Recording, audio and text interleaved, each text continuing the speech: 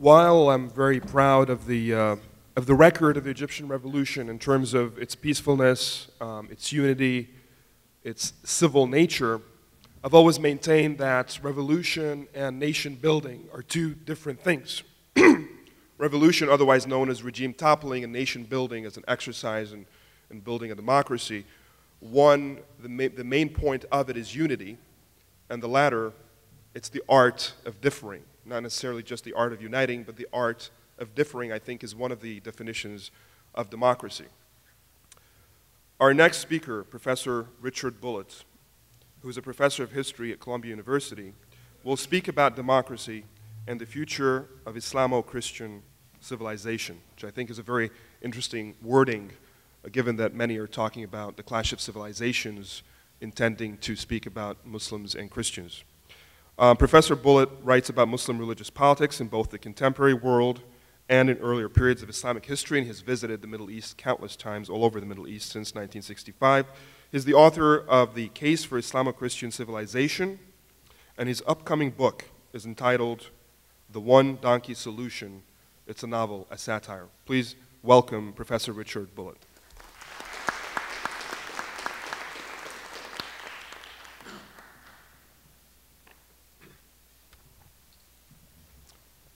Well, thank you, Ahmed. It's a pleasure to be here.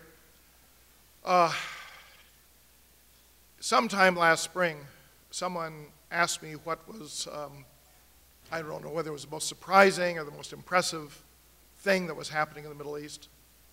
And I thought about it and I said, well, the most impressive thing to me is that you have video pictures, magazine pictures of huge crowds of Muslims gathered together, waving their arms and chanting, and Americans think that's great. We have been fed a diet of fanatic Muslims ever since the late 1970s, to the extent that all you have to do is have a picture and people sort of know, oh, those are the fanatics. Now that is no longer the picture. Now we're saying, those are the freedom fighters. Those are the Democrats. Those are the people who want change. Those are the heroic youth. When I wrote my book on Islamo-Christian civilization, I pointed out certain truths, namely that, or centrally, that the United States is a country with a long history of extreme bigotry, that Protestants hated Catholics, white people hated black people, Christians hated Jews, et cetera, and that in the nobler aspects of American history, each of these histories of bigotry was overcome centering on some sort of psychological moment. And I argued that we need a psychological moment to bring the Muslims and the Christians in this country together. And in the case of Protestant Catholics, it was the West Virginia primary when a Protestant electorate voted for JFK, who was a Catholic candidate. In the case of the Jews, it was the Holocaust. In the case of the blacks, it was the Civil Rights Movement. What was it going to be that would make Muslims part of America in the psyche of the great mass of Americans who are, by inclination, a pretty bigoted group of people? I think that the Arab Spring is it. I think that Islamophobia is going to have a more difficult time now than it has had in the last 10 years, because whenever someone talks about the terrorists, the conspiracies, the bombers, the sleeper cells, there's going to be this response. Yes, but millions of people stood up for democracy in the Arab world. And I think that that is going to be something that the American Muslim community needs to really internalize and say, that is who we are, not the bombers of 9/11. but the people of Tahrir Square. That is who we are. And I hope that going forward, you see, what I found is that telling people that we have a great shared heritage actually has no effect whatsoever. To say that Islamic science and culture and knowledge were at the roots of the Renaissance doesn't move anybody at all. To say that Muslims have worked for this country and fought for this country and died in the World Trade Center, it doesn't affect those people who are of a bigoted turn of mind in the slightest. Because what in their mind is, well, you say they're like the rest of the Americans, but the rest of us don't fly jetliners into skyscrapers. That's what the Muslims do. Now, you can make an argument. You can say that if the American government threw all leaders of a certain religion into concentration camps and prohibited them from participating in politics, maybe there'd be some people who would fly airliners into skyscrapers. Or if you said the contrary, that you would have a religious government in this country that threw secular leaders into concentration camps and prohibited anyone who was secular from participating in society, maybe you would have extremism here, because the crux of the matter was that the people in the Muslim world were suffering under incredible oppression. And that was an oppression that was aided and abetted by the United States, as other people have mentioned. Now, the Arab Spring, I think, has cleared the air on a lot of these matters. But I think we have to look realistically at what has actually happened. A year ago, there were 8 Arab monarchies. There were 7 officer regimes. There were 2 anomalies, one of them in Iraq, one of them in Lebanon. We now have had 5 regimes that have either been overthrown or are on the potential verge of overthrow, Syria and Yemen. All 5 of those are from the 7 officer regimes. The other 2, Algeria and Sudan, have been so riven and distressed by civil war in the last 15 years that perhaps the citizenry is simply not up to trying to overthrow those regimes. So why is it that the vulnerability has been from this set of regimes and not that set of regimes? All of the explanations, whether they're economic or technological or whatever, really fall flat unless you distinguish between vulnerable regimes and regimes that have proven not to be vulnerable. Interestingly, the vulnerable regimes have 2 characteristics. One is that they came to power as nationalist regimes against imperialism, and the other is that they're dominated by officers, military or internal security people, dominated by officers and their families and their cronies. The penetration of the officer corps into the civilian economy in each of the countries that is vulnerable has been absolutely stunning. These are not totalitarian states in the simple sense. These are oligarchies. They have a history that goes back to the 13th century in the Mamluk tradition in the Middle East. I refer to these as neo-Mamluk regimes. By contrast, all of the monarchies came into power either through the machinations of the imperialists or in cooperation with them. So in fact, it's the Arab nationalist regimes that have lost their legitimacy. Why did they lose their legitimacy? I think that ultimately is going to be the question, not why did people realize that they were ruled by corrupt people? Of course they did. Did they realize that they were oppressed? Of course they knew they were oppressed. Did they realize that they had no say in their government and that their fathers had no say and their grandfathers had no say? Of course they realized this. Had they had elections that were won by a president who got 97.5% of the vote? Again and again, yes. The Arabs knew that they lived in one of the worst parts of the world. But somehow that didn't really make a huge difference until very recently. Now, I'm not, frankly, very surprised. I actually published, the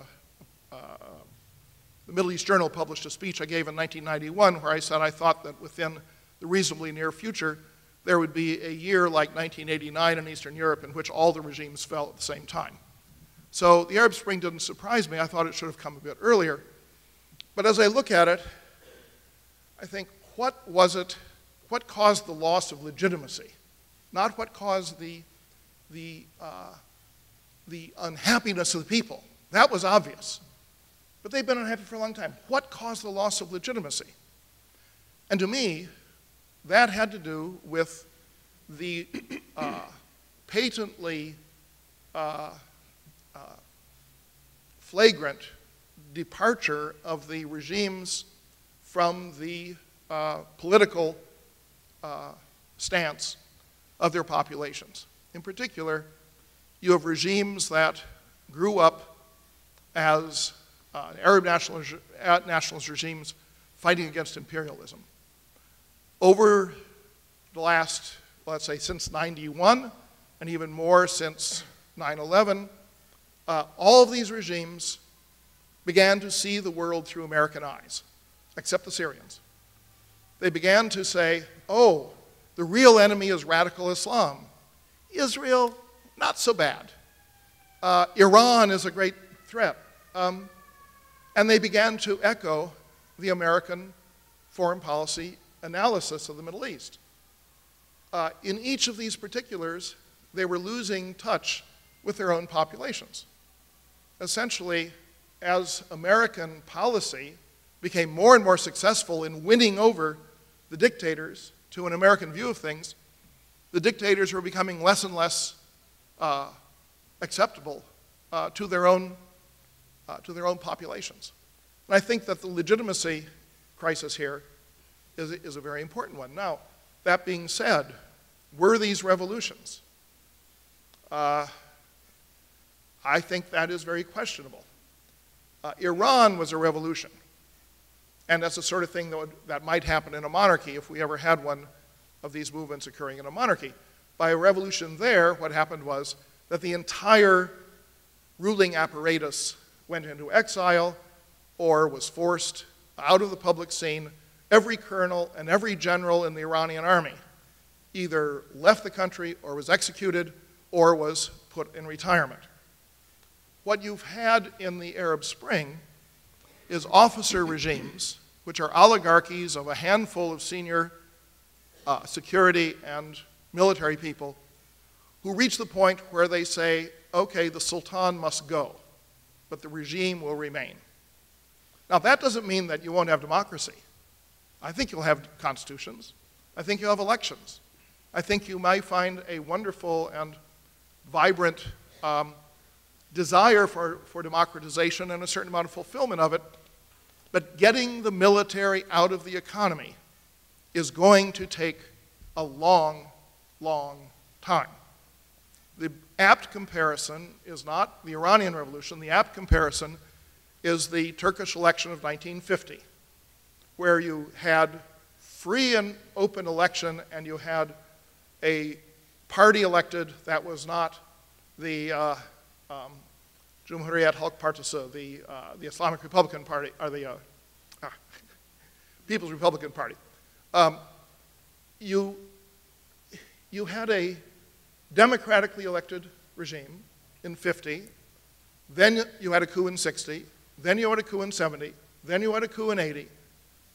You still have either the potential of a coup or fears of a coup. But it basically has taken half a century for Turkey to develop a posture for the military that is in keeping with a civilian democratic government. No one should think that the military in Egypt or Libya or Tunisia or Yemen or possibly in Syria, that the military is going to step back. Their interests are too great. their ties into the economy are too important to them. What you're going to have are elected governments that are going to struggle with the position of the officer corps. They're going to be a risk of coups in future years. And you are going to find a difficult time ahead in these regimes. Probably you'll have constitutions written that will contain clauses like Parliament will not review the budget of the military, or Parliament will not be in a position to review the privileges accorded to military officers, or the president will have certain limitations in terms of things that relate to national security. That may be a necessary constitutional compromise in order to get the generals to sign off on civilian elections. However, elections, if they are credible, have a cumulative effect, and they do count. And I'm using the word credible here, not free and fair. I was talking to a UN official for an agency that does international monitoring. He said, we used to use free and fair as a criterion, but free and fair didn't make any difference if the people didn't believe it. Credible was the standard. And I think that that's what we can hope for. Credible elections, a gradual struggle to get the military out of the economy and enjoy benefits from that, the military and their cronies. And yet, we have the more immediate benefit that the winds of change, and I disagree with you, the winds of change in the Muslim world are important because they're blowing here. And it is that image of great masses of Arabs, whether they are Muslims, whether they are Christians, but great masses of Arabs standing up for freedom. That is what is going to change the context for the fight against Islamophobia in this country. Thank you very much.